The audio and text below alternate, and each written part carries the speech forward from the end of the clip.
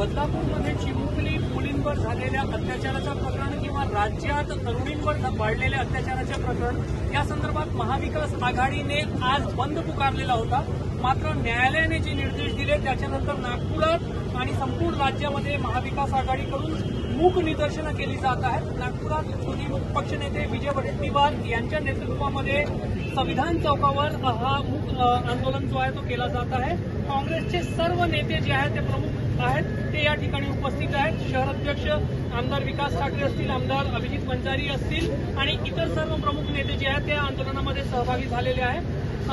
तोंडावर काळ्या पट्टी बांधण्यात आलेल्या आहे, खांद्यावर काळ्या पट्ट्या बांधण्यात आल्या आणि हा इंडिया आघाडीचा आहे। बदलापूर येथील चिमुकलीवर जो अत्याचार झाला त्या विरोधात महाविकास आघाडीचं काँग्रेसचं या ठिकाणी हे आंदोलन जे आहे ते या ठिकाणी सुरू झालेलं आहे।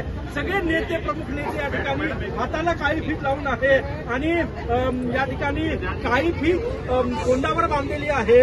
निशब्द असं हे आंदोलन, मूक आंदोलन सरकारचं या ठिकाणी निषेध केला जातो। आपण हे सगळे दृश्य या ठिकाणी बघू शकतो। सगळे काँग्रेसचे प्रमुख नेते या ठिकाणी उपस्थित आहेत। अशाच नवनवीन बातम्यांसाठी टॉक इंडिया न्यूज चॅनलला लाईक, शेअर आणि सबस्क्राईब करा।